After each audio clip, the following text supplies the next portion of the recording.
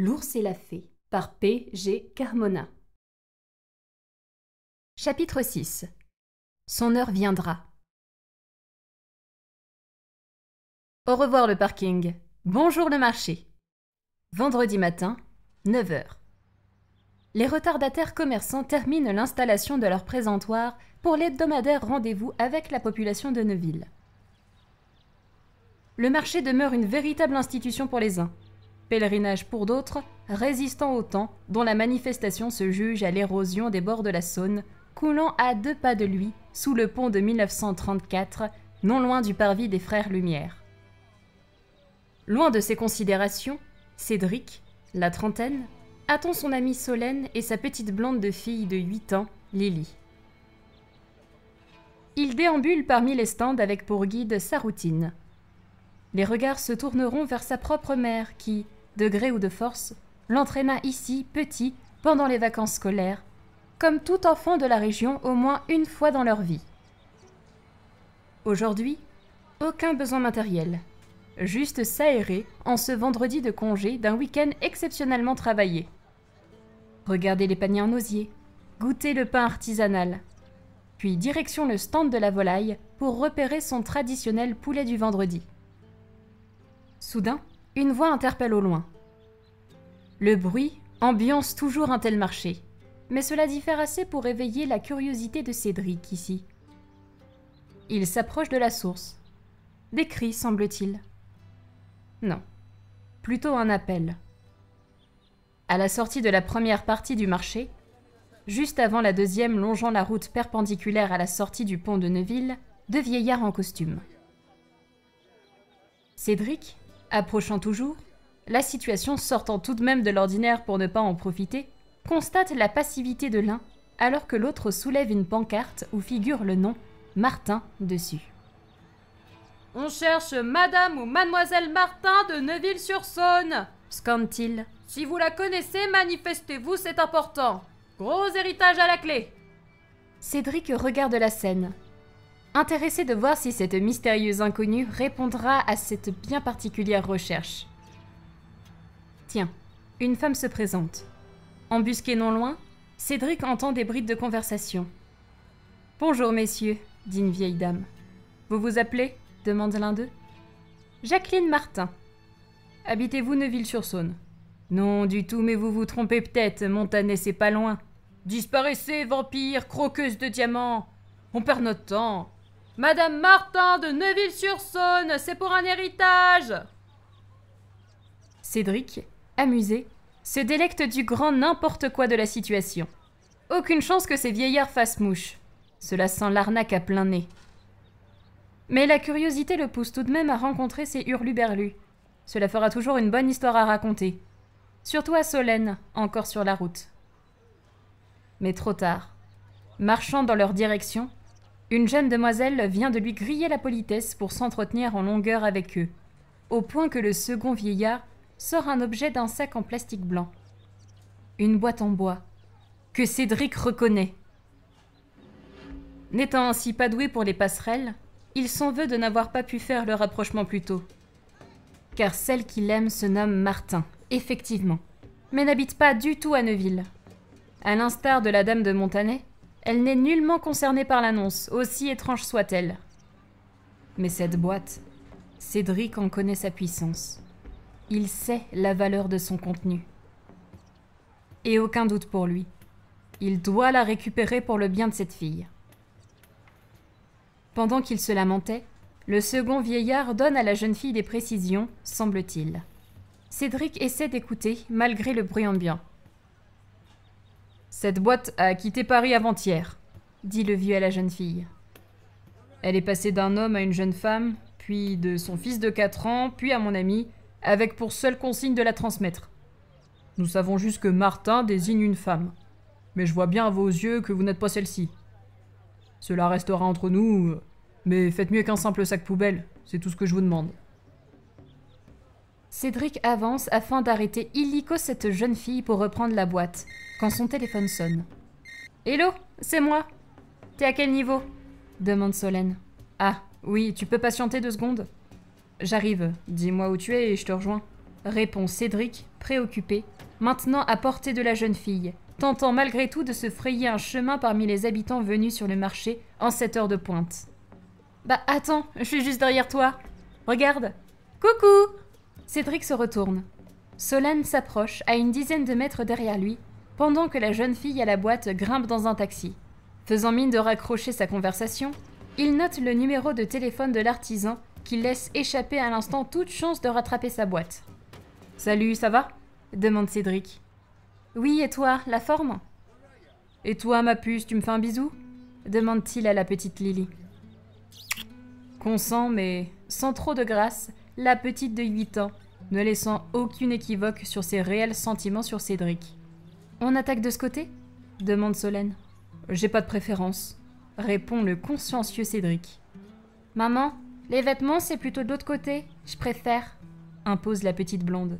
« Ok, ok. » Désolé Cédric, mademoiselle se cherche un peu. C'est fringue en ce moment. Elle s'identifie trop à sa cousine au collège. On croit rêver. « Hein, ma Lily ?» conclut-elle. Solène, absente de la scène des vieillards, de l'appel à la pancarte, de la jeune fille, de la boîte, Cédric n'aura rien à raconter. Tant mieux. En ce moment, la pression est grande pour trouver les mots sur ce qu'il ressent pour la femme qu'il aime. Même s'il connaît Solène depuis des années et qu'il a besoin de son avis, inutile de se polluer l'esprit en discussion malvenue pour l'instant. Solène, sa petite Lily et Cédric traversent au niveau du pont pour rejoindre la première partie du marché, côté parking, déjà parcouru par Cédric. Aucune importance. Tout change si vite en un rien de temps, comme sur le parvis où un groupe de musique se tient prêt à jouer. La jolie petite blonde de Lily n'attend pas, prenant déjà place sur les marches des escaliers en pente douce. « Tu viens, Cédric ?» demande Solène. « C'est sympa, le marché en musique. »« Ah oui, bonne idée. » Heureux de ce hors-sujet musical, Cédric s'approche à son tour, mais reconnaît les deux vieillards en tant que batteur et contrebassiste du groupe. De plus en plus surprenants ces deux compères, reconnus par d'autres Neuvillois. « Ah, mais ils n'étaient pas là-bas, eux, tout à l'heure? Ils cherchaient une femme ?» demande une dame. « Ah oui. Comment c'était son nom déjà? Bartin. C'était Bartin, mais ils l'ont trouvé. » ment Cédric. Il n'aura pas besoin d'en dire plus. Le concert débute, de toute façon. Mais par la suite, toujours avec l'objectif d'avoir la paix de Solène sur l'affaire Martin, sur ce marché décidément actif, il détourne son attention quand les commerçants en parlent, change de sujet, nie avoir assisté à la même scène, qu'il tronque avec assurance, jusqu'au départ de Solène, intervenant 1 heure après. Pour un marché, Cédric aura bien couru et bien mérité sa volaille. Lundi 14 mai. Travaillant tout le week-end pour dépanner un collègue, Cédric n'a pas pu s'occuper une seule seconde de retrouver la fille à la boîte. Il dispose de 2 jours, puis repart pour 3 jours avant un commun week-end du samedi-dimanche, mais suivi d'une semaine de nuit. Cédric travaille chez Sanofi, anciennement Roussel, comme bon nombre de personnes des villes environnantes. Dans son appartement de Neuville, établir une stratégie efficace pour retrouver la fille s'avère nécessaire et urgent à présent. Tout d'abord, devant son ordinateur, pensez comme des vieillards. Iguelem, Martin et Neuville. Parfait. Les pages blanches. Ok. Les pages jaunes. Ok. Autre annuaire. Ok. Merde. Y a rien. Putain, elle doit être sur une liste rouge. Je vais faire comment, moi? Peut-être que j'aurais dû leur parler. Non, vu ce qu'il lui a dit, je pense pas qu'il soit resté en contact. Il lui a juste filé la boîte, c'est tout, il s'en fout de qui elle est. Ah, le taxi! J'ai le numéro du taxi, c'est vrai. Jamais il me dirait quoi que ce soit, lui. Il faut que je trouve un truc. À présent, téléphone à l'oreille, pensez comme un flic. Taxi, Raphaël? Oui, bonjour. Commissaire Cédric Lagarde, officier du commissariat de répression internationale sur les marchés en extérieur. Ok. Je vous appelle de Paris suite à des plaintes qui nous sont parvenues de divers marchés et brocanteurs de la région. Cela concerne des vols sur des stands. On a un signalement de personnes sur le marché de Neuville-sur-Saône vendredi dernier, le 11 mai. Ouais. 1m60, cheveux bruns coupés carrés, des lunettes, avec une boîte en bois à la main. Vous l'avez prise en clientèle le vendredi 11 mai, puis vous l'avez conduite à Neuville vers 9h30. Ça vous parle? Ouais. On voudrait son adresse pour l'interroger. La boîte est volée. Oh, pas trop le temps, là, je peux passer vous voir. On est à Paris, j'ai dit. Il vous faut un mandat, je veux un avocat, je connais mes droits. Tu te crois aux US, mec? Écoute-moi bien. Cette personne fait partie d'une bande de faussaires, de voleurs extrêmement dangereux. La boîte est en ébène contreplaquée d'ivoire, ça vaut une blinde. Soit on débarque et ça se règle à la déposition très longue avec le manque à gagner qui va avec, soit on gagne du temps maintenant. Ah. Ouais, ah. On s'active? À force de persuasion d'une relative efficacité, issue de sa formation policière télévisuelle, mais aidé d'un parfait taxi peu professionnel, Cédric obtient l'adresse de la fille à la boîte. Il s'en occupera plus tard. Il a rendez-vous avec sa petite amie Kim pour un après-midi farniente, un cinéma et plus si affinité. Après tout, c'est son week-end. Ce genre de moment reste apprécié. Il aime la découvrir ou la redécouvrir sous un autre jour. Le lendemain, Kim est déjà reparti travailler, conséquence des horaires difficiles de Cédric, à cheval l'un de l'autre, de l'organisation difficile. Pour ce week-end commun, ils s'accorderont plus de temps, car la semaine prochaine s'annonce ardue, inversée avec ses horaires de nuit. Heureusement, ils ne vivent pas ensemble. Mais une fois la boîte récupérée, passé ce coup d'arrêt forcé du destin, les choses iront mieux pour tout le monde. Il trouvera les mots pour enfin déclarer ses sentiments et se projeter de manière plus stable dans une relation plus vivable. Il l'espère. Cet après-midi, décidé à progresser dans sa quête boiteuse, il se rend à l'adresse transmise par le taxi. Il s'agit d'un vieil immeuble sur les hauteurs de Neuville. Pas de digicode. Cédric entre sans peine dans la bâtisse pour constater avec surprise l'absence totale de Martin sur les boîtes aux lettres. De nombreux habitants sur 6 étages, où une fille peut naître Martin, mais épouser n'importe lequel d'entre eux. À part laisser un message dans chaque boîte aux lettres, et non convaincu à l'idée de rester planté devant le bâtiment, à attendre quelqu'un pour un renseignement, il fait demi-tour. De retour chez lui, Cédric s'exécute illico devant son ordinateur. Bon, alors, qu'est-ce que je peux mettre ? Je suis à la recherche d'une fille du nom de Martin, à qui l'on a remis une boîte en bois sur le marché de Neuville. Hein, blablabla, veuillez s'il vous plaît m'appeler au 06 77 64 blablabla. Si vous n'êtes pas concerné, veuillez détruire ce message. Signé Cédric Petit. Ça m'a l'air bien. Bon allez, hop, impression, je file, je distribue dans les boîtes aux lettres, et voilà. 3 jours à présent sans aucune nouvelle de ces bouteilles jetées à la mer, et la fille du marché reste introuvable, à moins que l'adresse soit fausse, et dans ce cas, Cédric a perdu un temps précieux. Mais au fait, dans ce semblant de guerre froide, la cherche-t-on vraiment, cette Martin? Selon toute vraisemblance, non. Ce samedi soir, sa petite amie Kim a un autre rendez-vous, ce qui a le don d'énerver Cédric au plus haut point. Mais cela contrebalance avec la formidable soirée passée avec elle le mois dernier, par un hasard total. Fort heureusement, Solène, son amie de toujours, répond présent en vue d'une soirée bar.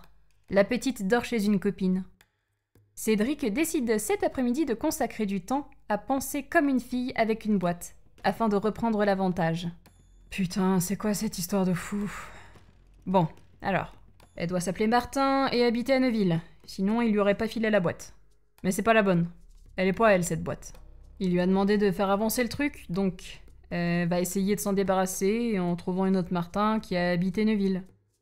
Si je veux la retrouver elle, faut contacter les autres avant, les prévenir. Il suffit que les autres me rappellent ensuite et qu'elle me donne son numéro.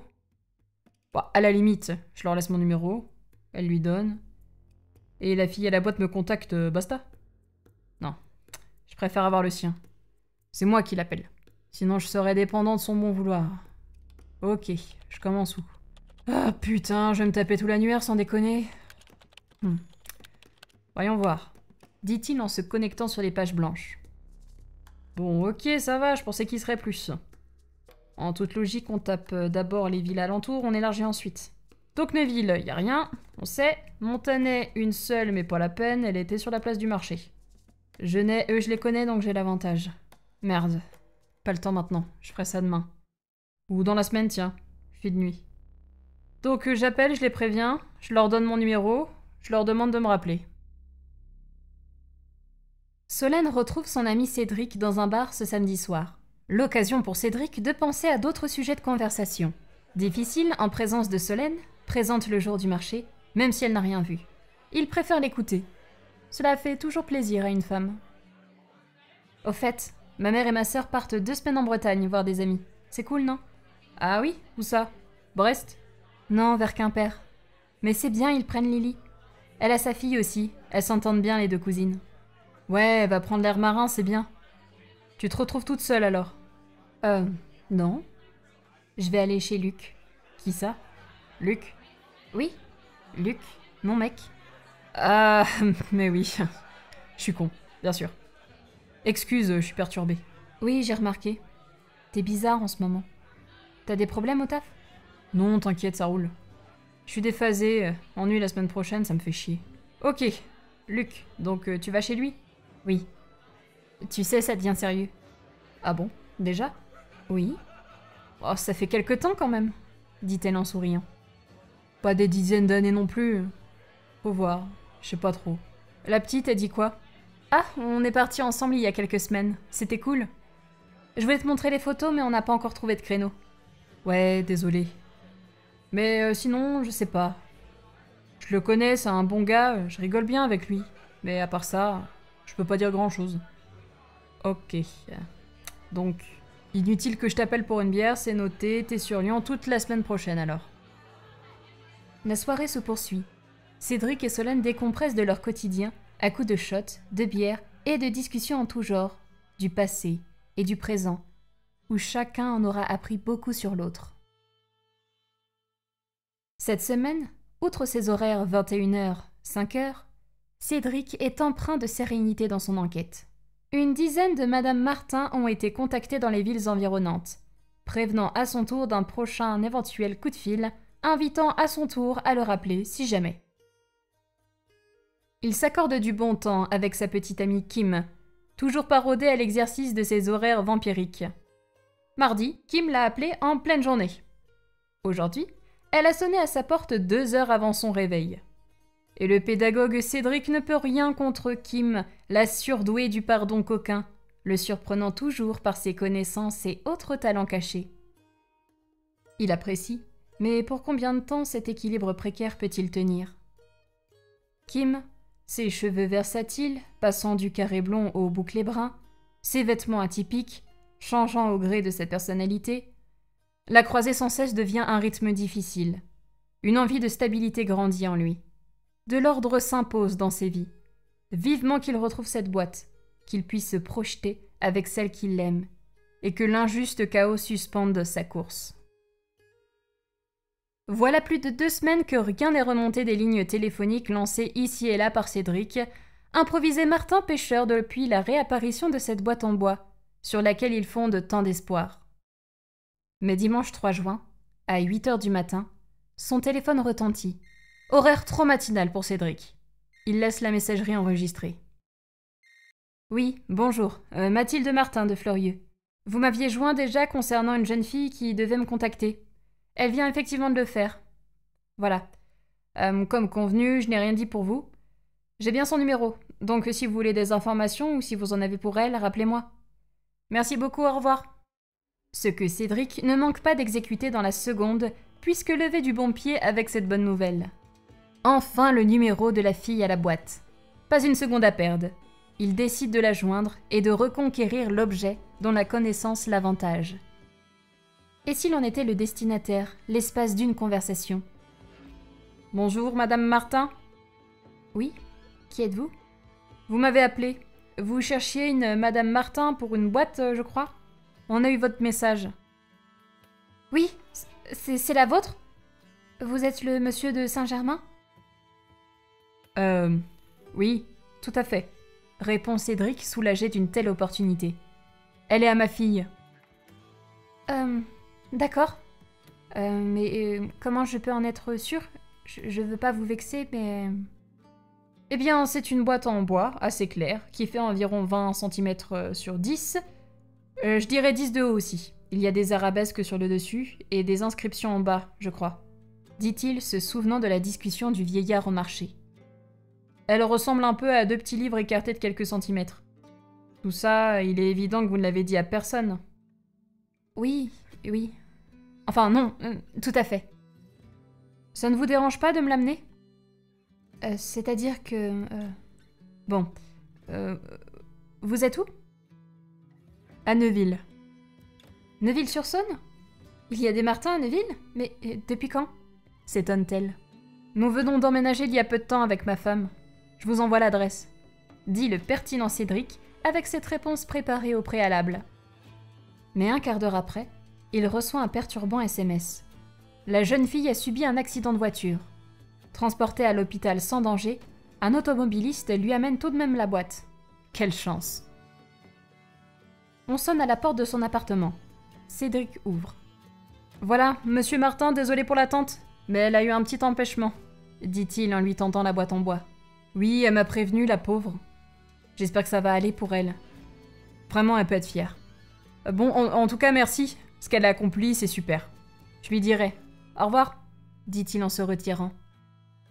Cédric referme la porte d'entrée et s'adresse pour un dernier mot à la boîte, en tête-à-tête. Saloperie de boîte. Comme on se retrouve. Maintenant, t'es à moi. Les choses vont changer. Cédric ne contemple pas la boîte. Il s'en fiche. Il ne l'ouvre pas, n'en ayant ni le pouvoir ni l'envie. Il préfère enfiler une veste, puis il ouvre la porte et descend les escaliers de son petit immeuble en bord de Saône. Entre son bâtiment et le fleuve, un espace vert pour les enfants. De la végétation, des bosquets, des arbustes. Il s'accroupit sur un parterre de fleurs fraîchement plantées dans une terre déjà labourée par des jardiniers de la commune, occupés sur un autre massif. Personne n'y reviendra de sitôt. Il y creuse un petit trou avec ses mains et enterre la boîte. Puis, une fois recouvert de terre, il s'essuie les mains, se relève et s'en éloigne, sans se retourner. Le lendemain, Cédric a donné rendez-vous à Solène dans un bar, décidé à enfin lui parler de toute cette histoire. L'aide de son ami, afin de savoir comment s'exprimer, déclarer ses sentiments à celle qu'il aime devient urgent. Avec tous ses horaires décalés, on se croise incessamment. Cela est opportun. Solène voulait aussi s'entretenir avec lui, notamment pendant sa difficile semaine de nuit, mais la tête ailleurs, il devait gérer la disparition de la boîte en bois, partageant l'unique ressenti de sa préoccupation.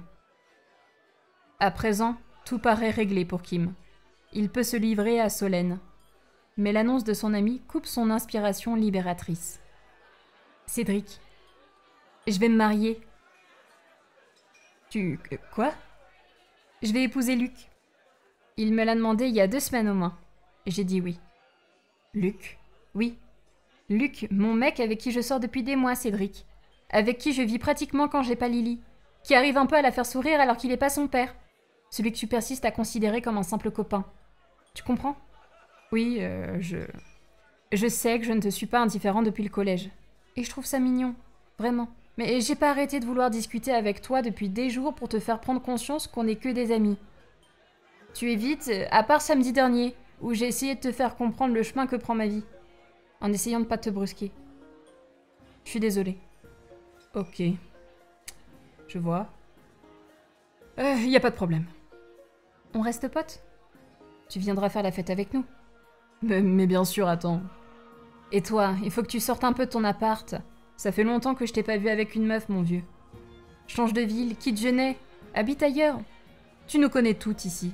Lance Solène taquinant son vieil ami qui, mystérieusement, gardera le silence sur son autre chez lui à Neuville.